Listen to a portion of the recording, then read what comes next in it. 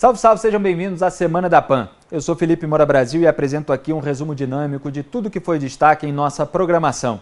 Na segunda-feira foi divulgada a lista de concorrentes ao Oscar 2020. A indicação do documentário brasileiro Democracia em Vertigem ao prêmio gerou diversas reações. Documentário brasileiro Democracia em Vertigem é indicado ao Oscar. É a primeira vez que o Brasil concorre na categoria. O longa é da cineasta Petra Costa, que já dirigiu Helena e O Olmo e a Gaivota. A produção foi exibida pela Netflix no ano passado. Na obra, a partir de memórias pessoais, Petra narra acontecimentos recentes da política brasileira. O documentário tem como destaque o processo de impeachment contra a ex-presidente Dilma Rousseff. A diretora retrata como a vida familiar dela se entrelaça com os principais personagens e fatos políticos do período. A proximidade da cineasta com figuras ligadas à esquerda possibilitou a ela captar imagens de bastidores e ter acesso a encontros fechados da cúpula do PT. Pelas redes sociais, Petra afirmou estar extasiada com a indicação e agradeceu à academia por reconhecer a urgência do documentário. Ela disse esperar que o filme ajude a entender como é crucial proteger as democracias numa época em que a extrema-direita se espalha como uma epidemia. Também pelo Twitter, o ex-presidente Lula parabenizou Petra pela maneira como narrou os acontecimentos e disse que a verdade vencerá. Pela internet, o grupo MBL, que apoiou o impeachment de Dilma Rousseff, assinalou que o documentário é uma farsa gigantesca. Segundo o Movimento Brasil Livre, Democracia em Vertigem ignora milhões de brasileiros que foram às ruas contra o maior escândalo de corrupção da história. Para vencer o Oscar, o longa brasileiro terá na disputa 2 filmes que abordam a guerra na Síria. The Cave acompanha o perfil de uma médica que atende em um hospital improvisado em uma caverna na região. Já For Sama mostra a vida de uma cineasta que viveu durante 5 anos na cidade de Alepo, tomada por rebeldes durante a rebelião síria. Os outros 2 filmes na disputa são Indústria Americana, a história da reabertura de uma empresa chinesa em Ohio, nos Estados Unidos, e Runeland, que conta a saga de uma caçadora de abelhas pela preservação da espécie. A cerimônia do Oscar acontece no dia 9 de fevereiro, em Los Angeles. A polêmica foi comentada no Morning Show. Muito bem, vou trazer aqui mais 2 tweets que resumem bem as reações à esquerda e à direita. A presidente do PT, Gleisi Hoffmann, escreveu, abre aspas, recebemos com alegria a notícia de que Democracia em Vertigem está entre os filmes indicados ao Oscar. O golpe contra Dilma e a democracia no Brasil vem sendo denunciado ao mundo e agora amplia horizontes. Parabéns Petra Costa e equipe, que venha a estatueta. Já o general Augusto Heleno, ministro-chefe do GSI, o Gabinete de Segurança Institucional da Presidência, disse o seguinte, abre aspas, que orgulho ver um filme nacional indicado para o Oscar em 3 categorias, terror, comédia e ficção. A estrela da farsa levou o Brasil em 5 anos ao fundo do poço, deu uma aula de gestão desastrosa, incompetência e insolvência financeira. Forte candidata à estatueta. Meus amigos de bancada, Democracia em Vertigem, afinal, tá na categoria certa, na opinião de vocês? Eu acho que estabelecer o princípio de ficção já é mentira, porque a ficção guarda algum respaldo, algum respeito com a verdade factual dos acontecimentos, né? O documentário da Petra, inclusive, some com armas de guerrilheiros de esquerda, fora aquilo que a gente já falou, ele encampa uma narrativa petista, não à toa, todos os petistas, todos os membros do governo petista endossaram e glorificaram a indicação da Petra ao Oscar. Ele esconde as manifestações populares que apoiaram o impeachment da Dilma. Ele contesta o mensalão, ele contesta o petrolão, ele sequer cita direito as razões que levaram ao impeachment da Dilma, né, que são os créditos, as pedaladas fiscais. Eu acho que isso é exatamente o princípio máximo daquilo que a gente conceitua como globalismo, que muita gente acha que é teoria da conspiração. O que é o globalismo? Você pega exatamente uma indústria, indústria, no caso, cinematográfica, que encampa uma narrativa progressista, mentirosa ou não, mas o encampa uma narrativa ideológica que faz uma propaganda de um tipo de vida. Empresários financiam esse tipo de princípio ideológico, como é o caso da Netflix, que encampou e que produziu o filme da Petra. E esse tipo de narrativa é não só endossada, como glorificada e premiada pela mais importante instituição que premia os melhores do cinema. Note bem, eu não acho que todos os jurados do Oscar, todas as pessoas que indicaram o filme ao Oscar são mentirosos compulsivos. Não, mas a gente tem exatamente um princípio de um clichê, de um estereótipo, né, de um governo que está sob a égide da extrema-direita, que não é de extrema-direita, que não é fascista, que não persegue nem negros, nem gays, nem mulheres, nem transexuais. Aliás, teve uma redução de 24% na morte de transexuais, só para deixar bastante claro. E aí, esse tipo de narrativa é encampada por uma mídia progressista mundial, global, olha o globalismo. Esse tipo de narrativa é encampada pelos jurados do Oscar que premiam. E aí vai se falsificando a história em nome de um modelo de comportamento, de um modelo de governo comportamental que se quer criar com entidades não governamentais. Isso é globalismo. O filme da Petra Costa é o maior exemplo crasso de globalismo que a gente tem hoje no mundo. Vini, Paulinha, vamos lá, vamos abrir aqui acho que é uma coisa importante da gente saber é que o documentário, ele não é uma verdade absoluta sobre um fato, né? Você pega o Michael Moore, que vive de uma coisa super midiática, de transformar, por exemplo, o McDonald's em Super Size Me num maior vilão da obesidade dos Estados Unidos. Ele apresenta ali a versão dele, do que ele entende, do que ele acredita, das coisas que ele conseguiu reunir para apresentar aquele documentário. Não quer dizer que seja uma verdade absoluta.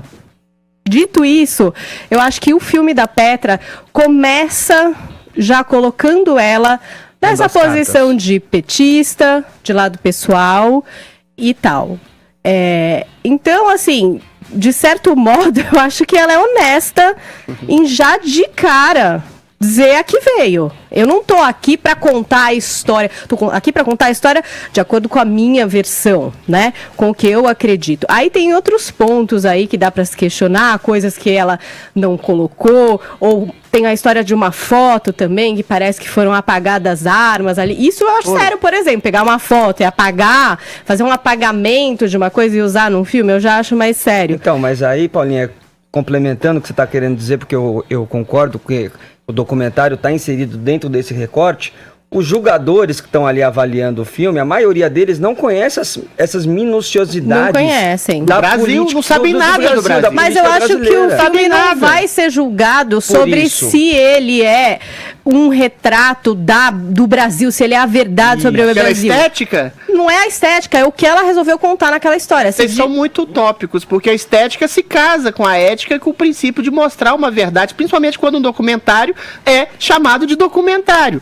Se ele é uma ficção, então você pode encampar uma versão subjetiva do autor. Agora, quando um autor se coloca a sua subjetividade em nome da deturpação dos fatos, dizer que o Lula foi condenado como chefe de um esquema criminoso de corrupção, porque ele foi acusado pela doação da OAS de um apartamento, é mentira, é deturpação. Aí você foge ao escopo da subjetividade do autor, aí você entra na alteração total da realidade. E quando essa alteração total da realidade, que a meu ver é o princípio do filme, é endossado por uma indústria cinematográfica maior de todas, a gente está exatamente falseando a realidade em nome de um pseudo-subjetivismo de uma mulher que conta uma história avessa à realidade. Você assistiu Heroínas, que inclusive é um filme muito bom da Netflix, curta-metragem documental, que é a respeito do uso de um ressuscitador ali, quando você tem uma overdose, sobre o questionamento de se a saúde pública deve financiar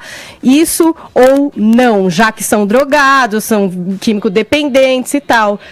Nesse documentário, se você assistir a ele, você chega à conclusão de que isso salva vidas, que várias pessoas saem disso, que tem uma juíza que faz um trabalho interessante a respeito disso, que tem... Bom, isso é a verdade absoluta? Não. Eu acredito que não. Eu acho que é o que aquele documentário se propôs a trazer dentro das pesquisas da diretora, do que ela deve acreditar. É sempre assim, gente. O Brasil Paralelo teve aí, a gente falou sobre o cerceamento do direito dele ser exibido em alguns cinemas, que eu também acho absurdo. Agora, o Brasil Paralelo é a verdade absoluta? Claro que não. Outros Paulinho, filmes feitos são? Então, assim, MBL, a gente está falando de uma premiação de cinema, da relevância que aquilo tomou. Nos Estados Unidos, muita gente achou isso. Eu concordo com vocês quando vocês dizem da verdade que pode ser relativa, que pode encampar várias versões. A questão é a hegemonia de um único princípio de aferição da realidade. A gente não tem um documentário que tenha a expansão e a reverberação para 170 países, que fale sobre o Brasil, como é o caso da Petra Costa, que agora vai ter mais ainda pela indicação ao Oscar. Mas até por isso... Ou seja, e essa é uma indicação que reforça um estereótipo mundial. Gente, em Paris, a prefeita de Paris, uma cidade luz, uma das cidades mais importantes do mundo, quer dar ao Lula o título de cidadão honorário da cidade, porque ele acha que ele foi uma vítima. Ou seja, quando uma mentira, e é mentira, isso não é relativização da verdade, é reverberada de maneira gigantesca e você não tem sequer o contraponto, então você não está fazendo uma discussão sobre o que é ou não a verdade. Você está promovendo uma mentira. Mas eu só queria fazer uma correção aqui. Eu falei do Michael Moore, que na verdade é o diretor do Tiros em Columbine, que é outro documentário a respeito lá de uma matança que acontece numa escola e que ele culpa o quê? O quê? As armas. Essa corrida armamentista. É um ponto de vista dele. É a verdade absoluta? Não. O Super Size Me é do Morgan Spurlock, que também culpa ali a cultura do fast food por uma... Tiros em Columbine, Fahrenheit. Exatamente. Então, assim, são documentários, são documentaristas. É óbvio, eles têm ali a sua ideologia, eles pensam a respeito de um assunto de uma forma, né? Mesmo aquele do meio ambiente, patrocinado pelo Leonardo DiCaprio, pra parar de comer carne, que a carne... Cowspiracy. Cowspiracy, gente. Vai lá. Aliás, assista. A Petra falou que se o Leonardo DiCaprio entregar o prêmio, ela vai agradecer ele pelas denúncias que ele fez com relação por exemplo, Cowspiracy. A carne é isso. Politização num nível ainda maior. Mas uma coisa que eu concordo com o Adriles, que eu acho que ele tocou num ponto importante, é com relação à Netflix, porque isso pode ajudar também, porque tem a relação da campanha, tem a questão que a campanha que o filme precisa fazer para poder ser indicado também. E você estando dentro de uma plataforma gigantesca como a Netflix, isso também ajuda. Agora, o que eu também concordo um pouco com você, Adriles, não nas minuciosidades, não nas coisas tão específicas da política brasileira, mas talvez a mensagem sim, a mensagem de um estilo de governo contra outro estilo de governo é uma mensagem pode pesar, até porque a própria Petra coloca no Twitter dela, no tweet dela, que a academia reconhece a urgência do filme. Na quarta-feira, os Estados Unidos formalizaram o apoio à entrada do Brasil na OCDE. A indicação é mais uma sinalização ao governo brasileiro, que tem tido uma postura de alinhamento a Trump. A decisão de priorizar a candidatura do Brasil foi confirmada em uma nota divulgada pela Embaixada norte-americana em Brasília. O documento diz que o apoio é uma evolução natural do compromisso assumido pelo secretário de Estado Mike Pompeo e pelo presidente Trump em 2019. A promessa de apoiar a entrada do Brasil na OCDE foi feita em março, durante a visita do presidente Jair Bolsonaro à Casa Branca. No entanto, no segundo semestre do ano passado, Washington manifestou apoio à entrada da Argentina e da Romênia à organização. Na ocasião, Bolsonaro disse que nunca houve um compromisso formal da Casa Branca de apoiar a candidatura do país à OCDE naquele momento. Segundo a Embaixada dos Estados Unidos, o governo brasileiro está trabalhando para alinhar suas políticas econômicas ao padrão da OCDE, enquanto prioriza a acessão à organização para reforçar as reformas econômicas. O Departamento de Estado norte-americano afirma que, apesar de desejar que o Brasil seja o próximo país a começar o processo de acesso, continua a apoiar as aspirações de entrada da Argentina e do Peru. O ministro das Relações Exteriores, Ernesto Araújo, disse que o anúncio comprova que o governo Bolsonaro está construindo uma parceria sólida com os Estados Unidos. Ele enfatiza dizendo que essa parceria é capaz de gerar resultados de curto, médio e longo prazo, em benefício da transformação do Brasil em uma grande nação. A manifestação do governo americano foi analisada no programa 3 em 1. Uma boa notícia, né? Uma conquista importante. A gente tem que lembrar que pertencer ao Clube dos Ricos, à OCDE, é mais um selo de qualidade do que qualquer coisa. É mais uma consequência de seguir na direção correta do que causa. Mas é óbvio que ajuda também numa simbiose, porque você, com isso, consegue atrair mais investimento produtivo e tudo mais. Então, eu acho que é importante a conquista, sim. O Brasil provavelmente está furando a fila da Argentina, o que mostra que o fator ideológico tem seu peso, ou seja, a Argentina está com um governo agora de esquerda, ligado ao Foro de São Paulo, a volta do peronismo, da Kirchner e tudo mais, e o presidente Trump, ciente disso, prefere realmente priorizar, então, o Brasil na fila por ter essa afinidade ideológica maior com o presidente Bolsonaro, que tinha feito algumas concessões ao governo americano na expectativa de conseguir essa vitória, e agora, finalmente, ela veio. O ministro Ernesto Araújo está celebrando nas redes sociais, o assessor especial da presidência, Felipe Martins, idem, e acho que é um dia importante para eles fazerem isso mesmo. O secretário Marcos Troijo já disse agora recentemente que espera, no final desse mandato ainda, do presidente Bolsonaro ter concretizado isso. A gente sabe que tem um processo lento, burocrático aí, que demora, no mínimo, especialistas alertam, 2 a 3 anos, ou seja, vai ser nos 45 do segundo tempo ali, mas pode ser que no final do primeiro mandato do presidente Bolsonaro o Brasil tenha essa importante conquista, esse troféu para mostrar, né? É uma coisa boa, mas o mais importante mesmo é investir e insistir na agenda de reformas para que os fundamentos da economia brasileira deem suporte a esse tipo de decisão. Né? Repito, isso é o mais importante. Fazer parte da OCDE é muito bom, mas o mais importante ainda é você ter, de fato, os fundamentos sólidos que justifiquem isso. E você, Josias, o que achou do anúncio? Essa notícia de que os Estados Unidos decidiram finalmente formalizar o apoio ao ingresso do Brasil na OCDE é uma notícia boa e ruim ao mesmo tempo. Ela é boa porque retira da face do presidente Bolsonaro a aparência de bobo que o Donald Trump havia grudado nela ao preterir o Brasil para favorecer a Argentina. E é ruim porque o Brasil teve de fazer uma série de concessões à vista em troca de benefícios hipotéticos que, se vierem, só serão resgatados num longo prazo. Essa novela está só começando e há muitos capítulos tensos pela frente. Foi preciso que a Argentina, agora sob nova, velha administração da dupla Fernandes-Kirchner, desdenhasse do apoio da Casa Branca para que o Trump se lembrasse do amor que o Bolsonaro sente por ele. O Brasil fez meia dúzia de concessões, inclusive concessões comerciais, em troca desse aval dos Estados Unidos.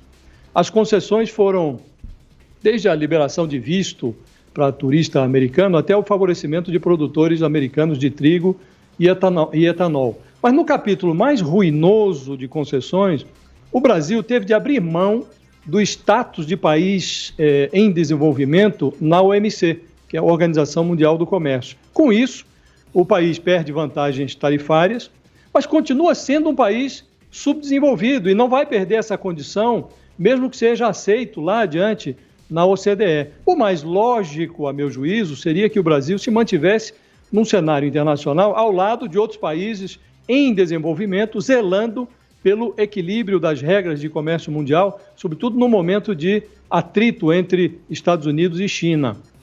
Autoridades do governo e economistas de linha liberal alegam que o ingresso na OCDE vai assegurar ao Brasil uma espécie de selo de boas práticas econômicas.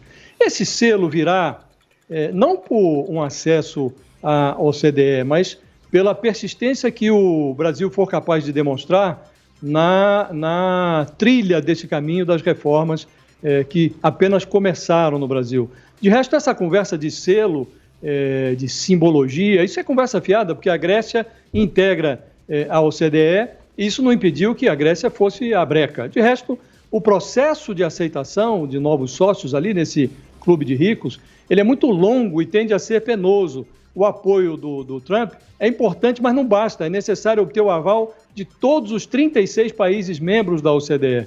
O candidato precisa aceitar um sem número de regras. Há, por exemplo, na entidade, um fortíssimo comitê de políticas ambientais. É muito improvável que países como França, Alemanha e Noruega facilitem a vida do Bolsonaro. Vem aí fortes emoções.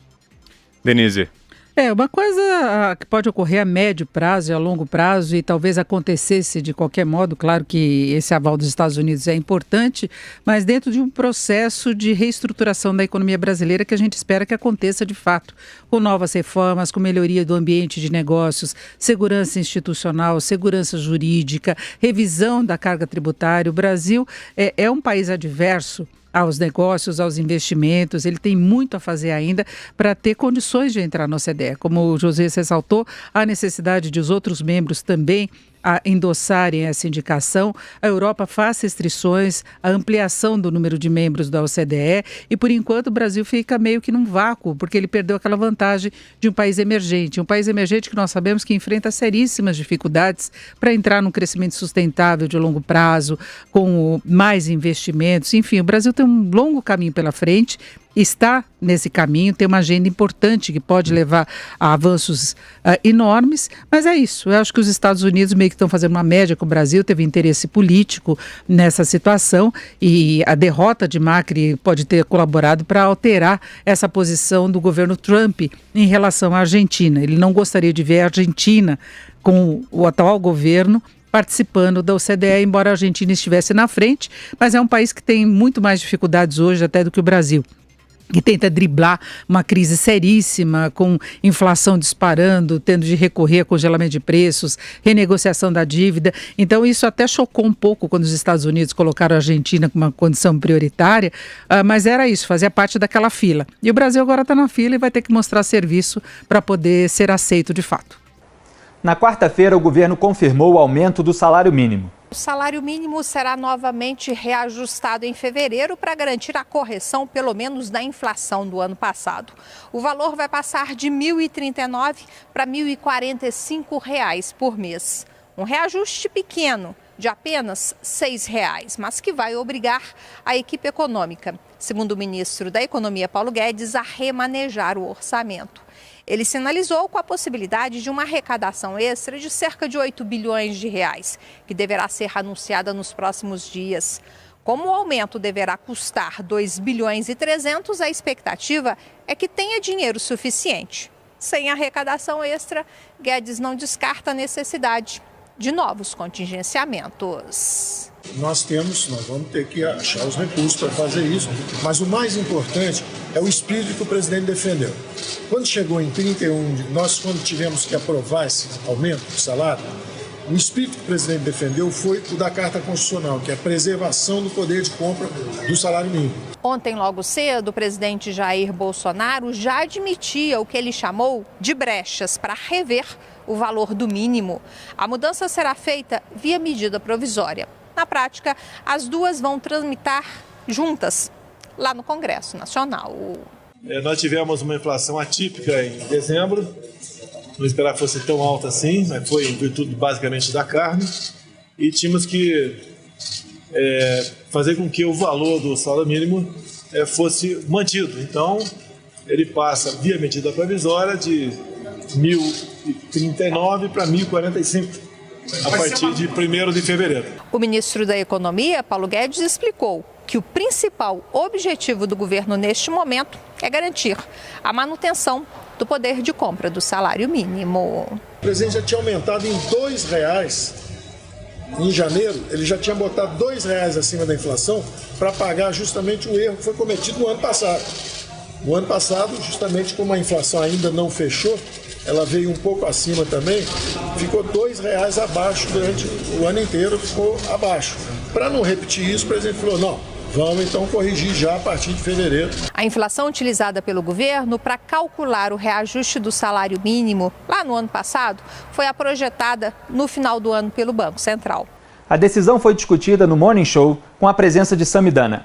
Vamos lá, vamos explicar o que acontece. O salário mínimo geralmente é ajustado pelo INPC. O que é o INPC? É o índice de inflação que foca em famílias que ganham de 1 a 5 salários mínimos, então as famílias menos favorecidas.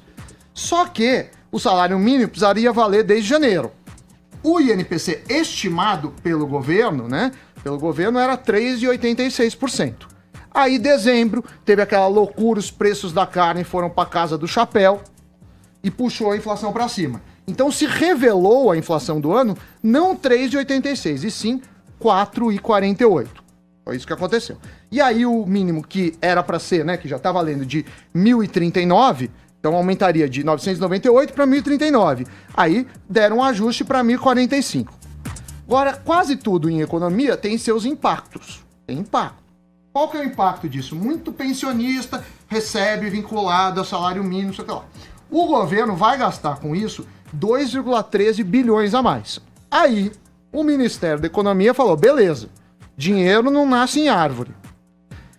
Para fazer isso, eu vou ter que arrecadar mais. Então, semana que vem vão anunciar uma medida, provavelmente um imposto. Aí a questão é, quem que paga, né? Porque se você... Pois é, no final das contas tá saindo do nosso bolso, não? Claro que tá saindo do nosso bolso. Mas aí você pode ver se não tem uma política, tô cobrando mais dos mais ricos, sei lá, vou criar um imposto sobre bens de luxo. O governo pode fazer isso. Não acho que é o caso, até porque ele pretende arrecadar 8 bilhões. Muita gente fala assim, é fácil, né? Por que não imprime dinheiro, né? Então, se imprimir dinheiro, você vai ter uma inflação gigante. Agora, o Diese fala que o salário mínimo teria que ser R$ 4.300. O que ele faz? O Diese fala o seguinte, olha, quanto custa a cesta básica?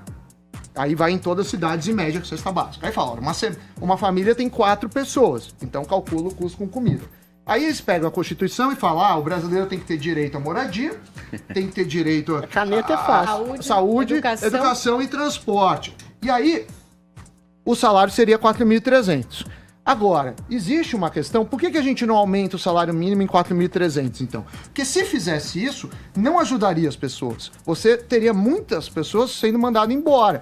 Porque muitos funcionários não conseguem gerar... A empresa não comporta esse aumento, infelizmente. Mas já tem isso, né? 40% das pessoas hoje vivem na informalidade exatamente porque o cara tem que pagar 3 vezes o valor do salário. Não chega a 3 vezes, mas existe...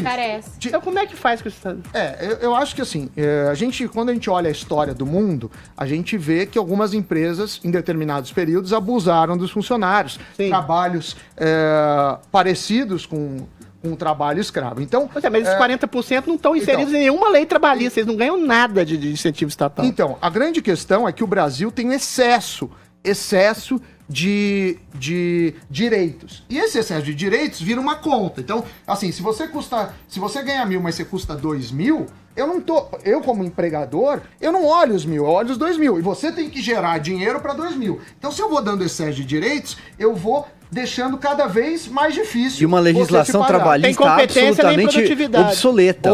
Esse é o maior problema. Uma legislação trabalhista da época de Vargas, varguista. O negócio é muito antigo, muito obsoleto. O mundo mudou, é uma legislação não só de outra década, mas de outro século, e hoje existe, por exemplo, as outras composições. Eu falo o meu caso, claro, eu sou uma pessoa de classe média alta, ganho bem perto da população, acho que a gente não pode ser demagogo e falar que isso se aplica a todos os casos, mas eu tenho um número de horas, então eu trabalho um pouco aqui para a Jovem Pan, um pouco para a Isinvest, um pouco para a FGV, onde eu sou professor, um pouco para a minha empresa. Então você tem esses arranjos. Precisa avançar a questão de pejotização disso. Também não adianta 13º, tá? Então vamos dividir o salário em 300, você acha que você vai ganhar mais? Então, quer dizer, a gente tem esse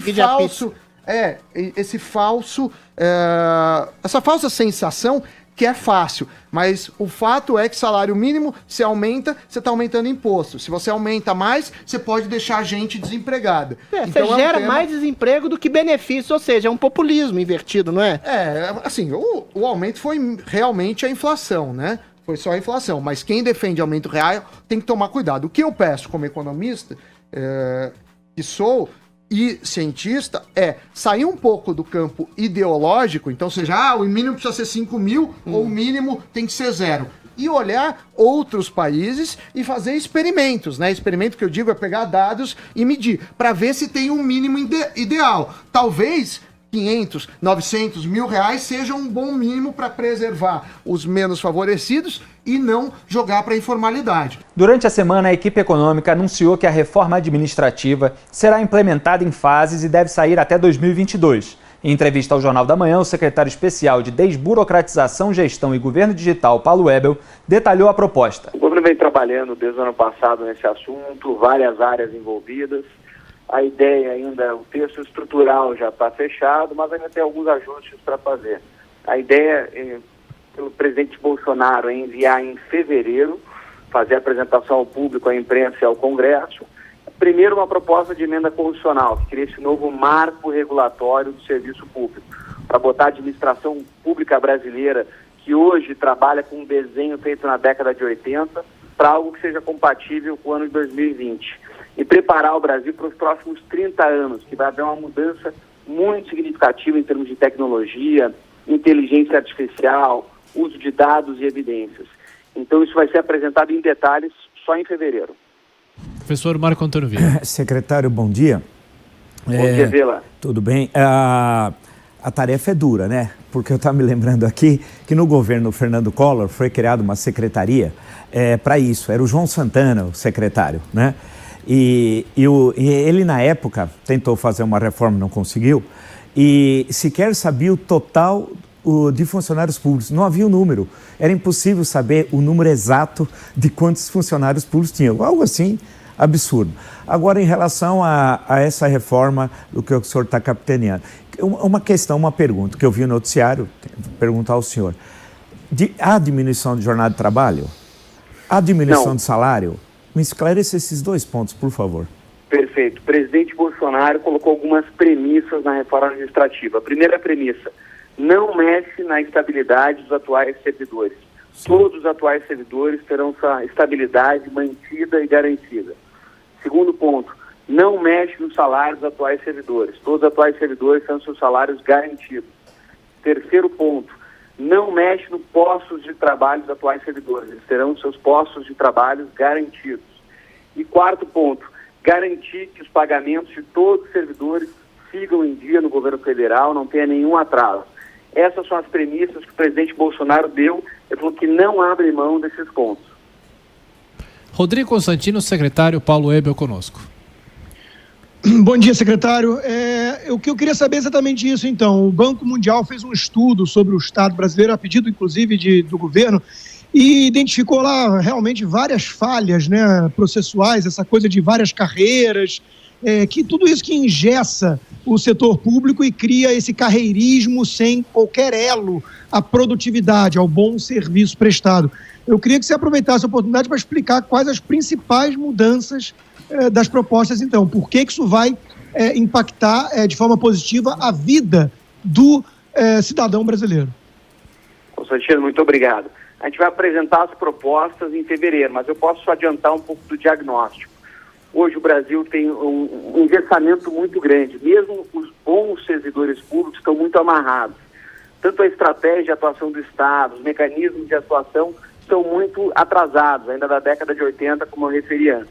A proposta vai abranger questões de estratégia, de papel do Estado, como o Estado vai atuar, na parte de estrutura, como flexibilizar, melhorar as estruturas para atender mais e melhor a sociedade, e na parte pessoal também trazer melhores regras para você realmente poder reconhecer os bons servidores. O grande objetivo da proposta é tratar bem os bons servidores. Eles merecem o tratamento que eles realmente vão entregar resultados para a sociedade. Aqueles que não têm uma performance boa, ter um mecanismo de capacitação que seja eficiente. E aqueles que, após terem a oportunidade, não conseguirem entregar, aí sim, num segundo momento, serão desligados. Mas hoje o bom servidor não consegue ter mecanismos para entregar serviços de qualidade. Ele fica muito amarrado com regras que são da década de 80, extremamente burocráticas, extremamente atrasadas. Com a existência da tecnologia, de dados, de evidências que existe hoje no mundo, não faz sentido você ter tantas regras amarrando o servidor público.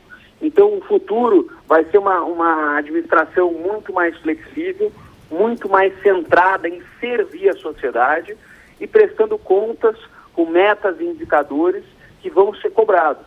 E esse tratamento para os servidores que desempenham um bom serviço é fundamental, porque os servidores estão desmotivados. Hoje, se você performa bem ou se você não performa bem, você vai ter no fim do dia o mesmo retorno do governo. Na quarta-feira, o presidente do Supremo Tribunal Federal, ministro Dias Toffoli, decidiu adiar a aplicação do juiz de garantias. O presidente do Supremo Tribunal Federal, ministro Dias Toffoli, decidiu que a criação do juiz de garantias é constitucional, mas só vai ser implementada daqui a 180 dias. A liminar responde a ações que questionam no STF a medida. Incluído no pacote anticrime pelo Congresso e sancionado pelo presidente Jair Bolsonaro, o juiz de garantias fica responsável pela fase de investigação, com depoimentos, coleta de provas e medidas cautelares, para depois entregar o processo para o juiz da causa. Toffoli defende que a nova legislação vem para reforçar a garantia de imparcialidade e não demanda a criação de novos cargos no judiciário. Passa muito mais por gestão judiciária, a administração judiciária, e menos por uma criação ou provimento de cargo. Na prática, trata-se de uma adequação da estrutura já existente em todo o país. Porém, o ministro definiu que o prazo de 30 dias, como prevê a lei, é insuficiente para que a regra entre em vigor. Para ele, é necessário um regime de transição mais razoável que viabilize a adaptação de forma progressiva e programada. Além disso, a nova lei só vale para casos iniciados depois que ela entrar em vigor. Processos já em andamento não vão ser afetados. O chefe do Judiciário também determinou que o juiz de garantias não vai atuar em casos de violência doméstica e familiar e processos de competência dos tribunais superiores e dos estados, tribunal de júri, além de crimes eleitorais. Um grupo de trabalho no Conselho Nacional de Justiça analisa a nova lei e deve entregar o relatório até 29 de fevereiro. Depois, o documento será votado pelo CNJ. Ao lado de Augusto Nunes e Antônio Maldonado, analisei o tema em Os Pingos nos Is. Essa suspensão do Toffoli, ela não descarta a criação da figura do juiz de garantias. Eles conseguiram emplacar isso, Augusto Nunes. No entanto, em razão de todas as críticas que foram feitas, que incentivaram inclusive essas ações no Supremo Tribunal Federal, há aí uma minimização de danos, justamente porque a lei, da maneira que foi feita no apagar das luzes do ano e tal, ela não tinha a menor condição de entrar em prática agora. Para vocês verem que foi um negócio feito a toque de caixa por pessoas que estavam querendo alguma maneira de complicar os seus processos e eventualmente ganhar alguns benefícios e alguma blindagem em relação a isso, sem pensar nas consequências para o país. Aí precisa de um ministro do Supremo para dar uma canetada, para gerar um tempo aí, para organizar essa bagunça, sem que, no final das contas, isso seja garantido como algo benéfico para a população brasileira. Diga lá, Augusto. Bom, a decisão do Toffoli mostra que os parlamentares que aprovaram a criação do juiz de garantias agiram com a afoiteza, que é um dos sintomas do medo de prisão, medo de cadeia. E essa decisão também adia, né, o colapso do judiciário, sobretudo na primeira instância, especialmente na primeira instância, que ocorreria se tentassem aplicar, já instituir essa inovação esperta, para dizer o mínimo, da Câmara dos Deputados, na data estabelecida pelo texto da lei, que é agora, dia 23. Então, estamos no... Que dia é hoje? Dia 15? Não me lembro. Dia 15. Dia 15, nós estamos a 8 dias da data fixada oficialmente, que não fazia sentido. Engraçado que é a inovação do retrocesso, né? Ou o retrocesso inovador, né? Eu me arrisco a dizer que essa lei vai ter dificuldades para ser aprovada, porque ela é evidentemente inconstitucional. Pelo menos neste ano não vai ser aprovada, porque você não pode criar despesas que não tenham a verba previamente fixada em lei. E pelos cálculos conservadores feitos por quem entende de magistratura, serão necessários pelo menos 2 bilhões e 500 milhões de reais. Faltam 4.400 juízes. Há 18 mil em atividade e o déficit é esse. E vai chegar daqui a pouco a 5 mil juízes, sem contar o que será necessário para implantar o juiz de garantias. Isso aí são os necessários agora. Os casos pendentes, processos criminais pendentes da primeira instância, são 73 milhões. Se você redistribui isso aí, imagine o que aconteceria. E 20% das comarcas têm só um juiz e há centenas que não têm juiz nenhum. Primeiro é preciso resolver esses problemas, porque primeiro é preciso haver juiz para que haja um juiz de garantias.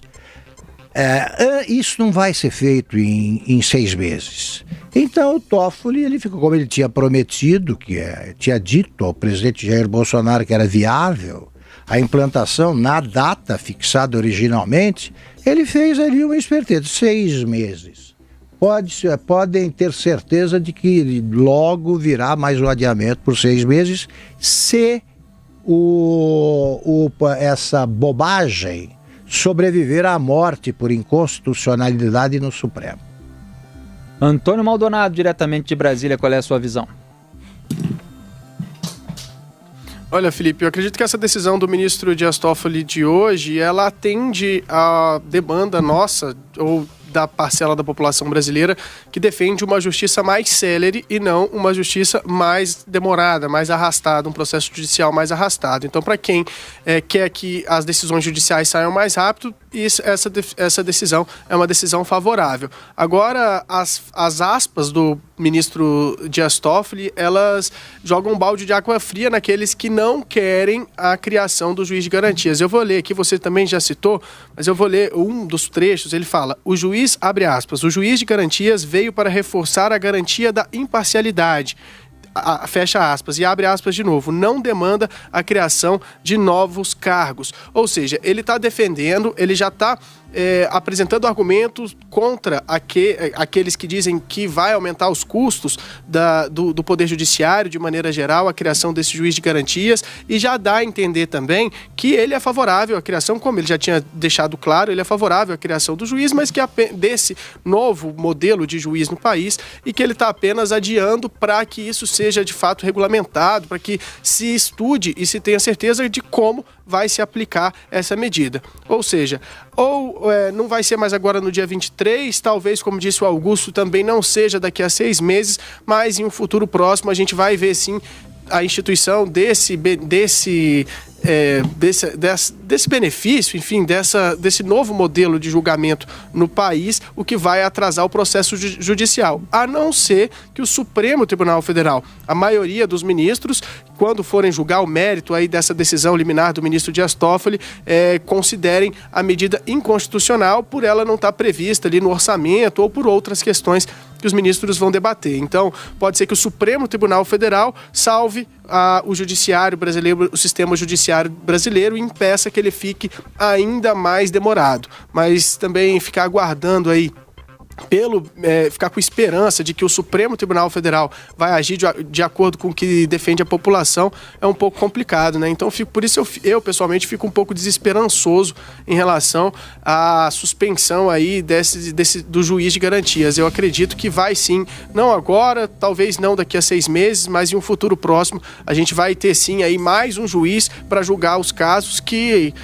já demoram aí muito tempo, muito mais tempo do que o que deveria aqui no país. Legal, Maldonado. Eu queria chamar a atenção para um ponto que eu levantei muitas vezes durante a nossa discussão sobre a criação da figura do juiz de garantias, desde que ela ocorreu no final do ano, que é a sua aplicabilidade ou não aos casos em andamento. A gente vinha falando a respeito disso e eu comentei a respeito disso ontem, inclusive, lembrando que ainda havia, dentro dessa indefinição geral, uma indefinição dentro dessa hipótese de aplicação aos casos em andamento, porque você tem investigações Você tem processos que ainda estão na fase de investigação, e aí, seria aplicado ou não o juiz de garantia? E processos que já têm aberta a ação penal, e aí, seria aplicado ou não? Quando que seria aplicado, quando que não seria, de que maneira que seria? E eu citei aqui... Esses que são 73 milhões. Pois é. Olha que loucura. E eu citei aqui o artigo 2 do Código de Processo Penal, que diz: a lei processual penal aplicar-se-á desde logo, sem prejuízo da validade dos atos realizados, sob a vigência da lei anterior. Portanto, uma vez que a lei começa a valer, no caso, esse item da criação da figura do juiz de garantias, ela é aplicada de acordo com o CPP, com o Código de Processo Penal. Não se invalida, portanto, nada do que já tinha sido feito até então. Então tem lá, o processo está na fase de investigação, o juiz já tomou determinadas decisões, já determinou, por exemplo, busca e apreensão, etc. Nada disso é invalidado. Mas, de acordo com o artigo 2 do CPP, naquele momento se cria a figura do juiz de garantias, ou seja, a tendência, o natural seria, como eu escrevi no final do ano no Twitter, que outro juiz assumisse o lugar do juiz original após o recebimento da denúncia. Quer dizer, se entra em vigor em relação a um processo que ainda está na fase de investigação, naturalmente vai haver um outro juiz quando a ação penal for aberta, quando a denúncia for recebida. Porque houve muita militância gritando, dizendo que não era exatamente assim. Então vamos mostrar aqui como é que foi a definição do Dias Toffoli, que eu estava separando aqui com as notícias que acabaram de sair. As ações penais que já estiverem tramitando na Justiça vão seguir com o magistrado que já era responsável por elas. Nas investigações, são ações penais, quer dizer, uma vez lá que já está aberta, recebida a denúncia. Nas investigações em curso, o juiz de garantias passa a ser automaticamente o magistrado que estiver responsável pelo processo. Porque isso aí causa confusão e muita gente que não está acompanhando isso em maiores detalhes, porque o juiz de garantias, na verdade, ele é aquele juiz da fase de investigação, né? Só que a criação dessa figura, ela inclui a separação dos juízes. Quer dizer, tem o juiz da fase de investigação, que é justamente o juiz de garantias, ele recebe esse nome, e tem o juiz após a denúncia ser recebida, que é aquele que vai... da instrução e do julgamento. Exatamente, que é chamado juiz da instrução e do julgamento, é aquele que vai sentenciar o réu, né? Então, nas investigações em curso, o juiz de garantias passa a ser automaticamente o magistrado que estiver responsável pelo processo. Ou seja, está na fase de investigação, tem aquele juiz que já determinou uma ordem de busca e apreensão, etc. Esse passa a ser o juiz de garantias. Na sequência, se recebida a denúncia ou queixa, a ação penal aberta passa para o juiz de instrução ou em julgamento. Portanto, vai haver um novo juiz para julgar o caso, se o caso ainda estiver na fase de investigação. Espero que eu esteja sendo claro, porque é um assunto muito técnico, as pessoas precisam se familiarizar com os termos, e com isso, né, registra aqui o antagonista analisando aqui, traduzindo aqui a decisão do Dias Toffoli, evita-se a necessidade de redistribuição de inúmeras investigações já em curso no país. Portanto, o juiz, a partir do momento que a lei valer, o juiz da fase de investigação passa a ser o juiz de garantias, mas, ao contrário do que aconteceria, que seria esse juiz continuar até o final do processo como juiz de instrução e julgamento, passa-se para outro juiz a ação penal uma vez aberta. Na quinta-feira, um vídeo publicado pelo então secretário de Cultura, Roberto Alvim, agitou o noticiário. Em um vídeo, o secretário especial da Cultura cita Joseph Goebbels e provoca uma onda de repúdio nas redes sociais. Internautas alertaram ainda que Roberto Alvim usou frase estética e trilha sonora semelhantes às já usadas pelo ministro nazista da propaganda. O vídeo foi postado pela Secretaria Especial da Cultura da Secretaria da Cultura do governo Jair Bolsonaro para divulgar o Prêmio Nacional das Artes, lançado horas antes em uma live com a participação do próprio presidente. Segundo o livro Goebbels, a biografia de Peter Longerich, o ministro de Hitler afirmou: a arte alemã da próxima década será heróica, será ferreamente romântica, será objetiva e livre de sentimentalismo, será nacional com grandes fatos, igualmente imperativa e vinculante. O então não será ou então não será nada. A gente ouve agora um trecho da fala do secretário Roberto Alvim. A arte brasileira da próxima década será heróica e será nacional. Será dotada de grande capacidade de envolvimento emocional e será igualmente imperativa, posto que profundamente vinculada às aspirações urgentes do nosso povo. Ou então não será nada. Olha, os internautas identificaram ainda que a música de fundo usada por Alvim é um trecho da ópera Lohengrin de Wagner, uma obra que Hitler contou na autobiografia dele ter sido decisiva na vida do ditador nazista. No Jornal da Manhã, Marco Antônio Villa e Rodrigo Constantino criticaram Roberto Alvim e defenderam a sua demissão, que foi confirmada horas depois pelo presidente Jair Bolsonaro. Só lembrar, nós comentamos isso, né? Logo no início do jornal, e a edição brasileira, porque tem edição em Portugal, daí que eu estou dizendo edição brasileira, é da Objetiva, né? Esse livro tem traduzido em várias línguas, saiu também no italiano, eu lembro que eu vi também lá na Itália. É considerada por muitos a melhor biografia sobre o Goebbels. Bem, ele pegou daqui, né? E a música ao fundo do Wagner. Alguém pode estar dizendo assim, mas o que importa é isso, né? É importante que a gente tente explicar para quem nos acompanha. O Goebbels é o ministro da propaganda do Hitler, né? Ou seja, nós estamos falando dos maiores assassinos da história, do trágico século XX, né?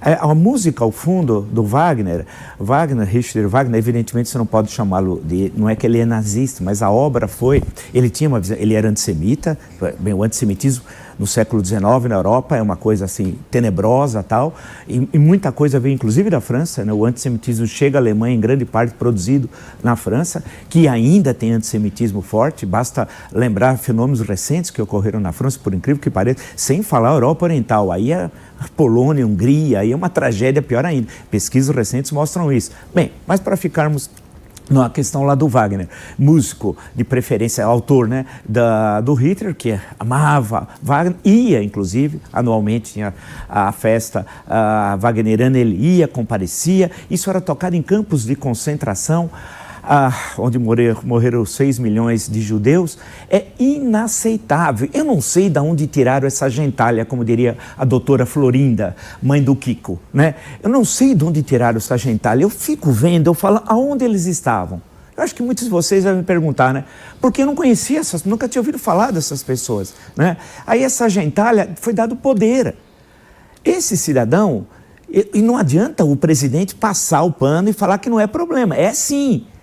É caso o senhor, se o senhor não demiti-lo, tenho certeza que alguém vai acionar o Supremo Tribunal Federal, né? Porque está na nossa Constituição, é demissão imediata e pedido de desculpas, porque ele está lá falando em nome do governo. Evidentemente que o senhor, presumo, não sabia do teor do que ele ia falar. Claro, um presidente não pode saber tudo que vão falar os ministros e seus secretários. Tudo bem. Agora, o senhor tem de vir a público, fazer um pedido de desculpas, demitir, e pôr pessoas nessas funções, não por indicações político-ideológicas, de uma gentalha. Por exemplo, a Fundação Casa do Rui Barbosa, se o Rui Barbosa soubesse disso, morreu lá em 1923, se ele soubesse, colocaram uma senhora que não sabe quem é o Rui Barbosa. Se ela vir aqui a gente conversar um pouco da importância do Rui para a história do Brasil, para o mundo jurídico, para a política brasileira, Rui em Haia, etc, etc, ela nem sabe, né, do que nós estamos falando. Então, não é possível, o sujeito, e a cena, vocês assistam o vídeo, ele está sentado, a bandeira do Brasil aqui, foto do presidente da República ali, uma cruz. Aí eu pergunto o seguinte, quem não é cristão não é cidadão brasileiro? É uma pergunta. A música ao fundo do Wagner e ele lendo Goebbels. E ele é tão ignorante que ele nem sabe nesse mesmo livro, que ele não leu, alguém passou essa citação, tem toda a perseguição que o Goebbels fez contra a Igreja Católica, especialmente. Mas não só fez também contra os protestantes históricos, na Alemanha, né? Porque, afinal, em certo momento, os doidos nazistas queriam transformar quase que o nazismo numa religião, né? Então tem um capítulo aqui que mostra todas as perseguições e como a propaganda hitlerista construía falsidades sobre os padres, sobre bispos, a oposição que sofreu especialmente em Munique, na Baviera, uma área que tem uma forte presença católica, até hoje inclusive, né? Basta ver que o Papa Bento XVI ficou tanto tempo lá na Baviera, tal, tudo isso que eu não vou estender toda essa questão. Mas o que chama, por fim, a atenção é que agora virou a época do Vale Tudo no Brasil. Uma vez eu estava falando num debate na televisão, pouco tempo, com um senhor, que inclusive é um petista de carteirinha, de um fato semelhante a esse. Ele falou, é direito de opinião. Não é o artigo 220 e o artigo 5º aqui. Você está simplesmente falando de um regime, né, que criou os campos de concentração e o primeiro, ele tomou posse final de janeiro de 33. O primeiro é Dachau, já em março de 33. E depois os grandes campos na Polônia, na Ucrânia, quem lembra de Babi Yar, no caso da Ucrânia, lembrar os campos na Polônia, lembrar Auschwitz, Treblinka, etc. E nós temos uma literatura excelente sobre isso, sobre uma das maiores tragédias da história da humanidade. E ver uma pessoa que exerce uma função pública falar isso e ficar impune, não, me desculpe, não dá. Olha, a fala do secretário da Cultura é inaceitável, ele deve ser demitido. Ele tem uma obra no teatro, coisa assim, ele não vem do nada, e ele, ao que tudo parece, já li entrevistas dele, ele era um fanático mais à esquerda, e agora virou um fanático à direita, ou suposta direita. Ou seja, o problema é o fanatismo em si, não a ideologia que dá pretexto para isso. Vamos lembrar que o nacionalsocialismo de Hitler, do Partido dos Trabalhadores alemão, tinha lá 25 itens que foram propagados no começo, antes dele chegar mesmo ao poder, e são muito parecidos com o fanatismo de esquerda, digamos assim, né? Tem muita coisa do nazismo que bebeu de fontes soviéticas, quer dizer, tinha muita similaridade. Os liberais, como Hayek, prêmio Nobel da Economia e outros, perceberam a proximidade, o mesmo tipo de alma que era seduzida a ambas as ideologias totalitárias anticapitalistas, anti-individualistas, né? Anti-liberdade individual. Então, é muito curioso que muitos desses fanáticos da direita alternativa, chamemos assim, tenham vindo justamente do fanatismo de esquerda. Isso não é coincidência. Esse sujeito não fala em nome dos cristãos, não fala em nome dos conservadores, ele fala em nome dos malucos. Tem um vídeo que ele mesmo divulgou, cheio de orgulho, há uma semana atrás nas redes sociais, parece que num culto, onde ele está lá visivelmente abalado, né, de olho fechado, recebendo alguma coisa, e ele fecha no final com a hashtag Deus Vult, que é associada à alt-right, a direita, suposta direita alternativa americana, da qual os conservadores e os republicanos querem distância. É um bando de maluco, um bando de fanático. Então, é inaceitável isso, inaceitável. Ele precisa ser demitido, o presidente precisa se manifestar. Não podemos tolerar no Brasil o flerte aberto, escancarado, de governo, principalmente, com regimes totalitários, seja o comunismo, o socialismo, seja o nazismo ou o fascismo. Todos eles igualmente execráveis. Eu, inclusive, gostaria muito que no Brasil o símbolo da foice e do martelo despertasse o mesmo tipo de ojeriza e asco que a suástica nazista, porque são igualmente podres, nefastos e responsáveis pela tragédia de milhões e milhões de pessoas. É inaceitável. Esse secretário tem que ser demitido. Ao exonerar Roberto Alvim da Secretaria de Cultura, Bolsonaro classificou o pronunciamento como infeliz. Olha, logo cedo o presidente conversou por telefone com o presidente do Senado, Davi Alcolumbre, exatamente, até para justificar aí esse vídeo, o presidente Bolsonaro, no documento em que ele anuncia a demissão de Roberto Alvim, ele diz que o pronunciamento foi infeliz, o que tornaria insustentável a permanência dele dentro do governo. Diz que repudia qualquer ideologia totalitária e genocida e diz que dá apoio total à comunidade judaica. O presidente, desde a campanha no ano passado, vale a gente ressaltar, ele sempre foi muito ligado a Israel, sempre teve uma ligação muito forte, sempre elogiou muito a cultura e o erguimento, né? O fato do povo ter sido praticamente dizimado, ter se reerguido e hoje ser uma potência como é. O presidente do Senado, Davi Alcolumbre, que é judeu, ele se gaba de ser o primeiro presidente judeu do Congresso Nacional, ligou para o presidente Jair Bolsonaro reclamando, cobrando um posicionamento do governo brasileiro.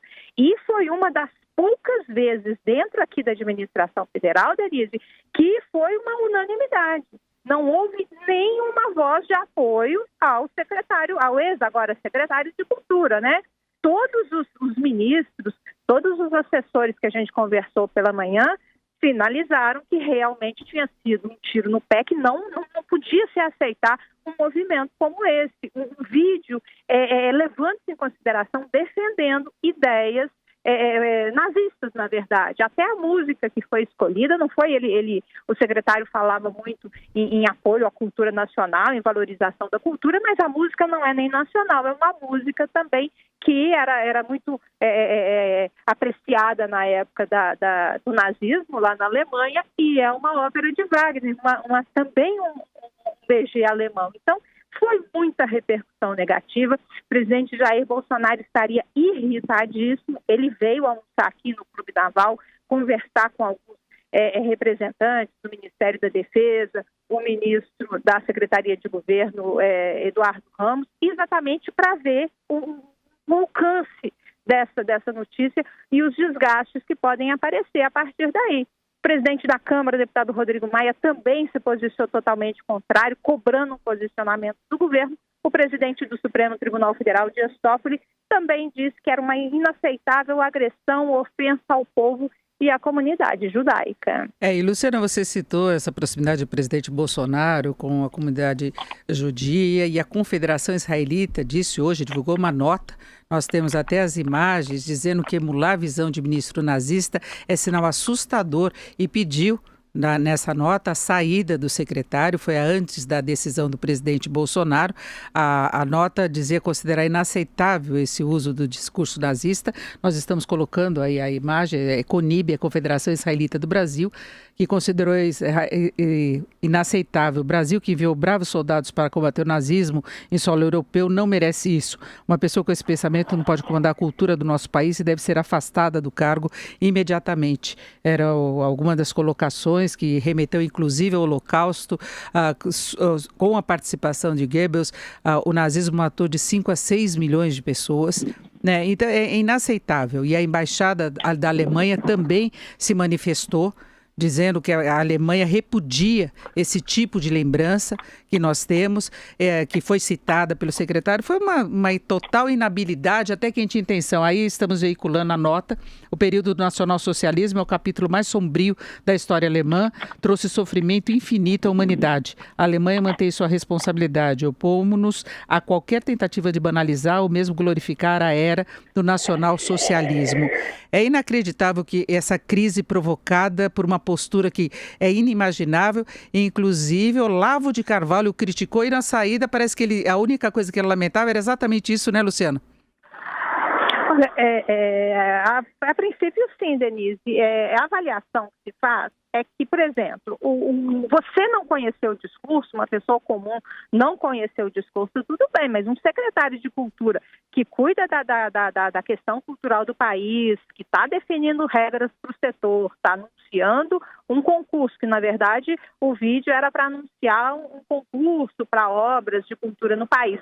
Não conhecer e utilizar a afirmação inicial era de que ele não sabia que era referente, né, da época do nazismo, do ministro de Informação e Propaganda de Hitler. Depois houve uma informação de que ele sabia, sim, dessa informação, e depois disse que o texto teria chegado para ele via assessoria que teria feito o texto. Você é uma pessoa comum, não conhecer, tudo bem. Agora, o secretário de Cultura não se justifica, uma confusão danada, mais uma confusão grande aqui para o governo federal, e tem críticas também ao presidente Jair Bolsonaro, que teria demorado demais a anunciar o desligamento de Roberto Alvim do cargo, uma vez que a nossa, né, a oficialização da demissão dele só foi confirmada agora no início da tarde.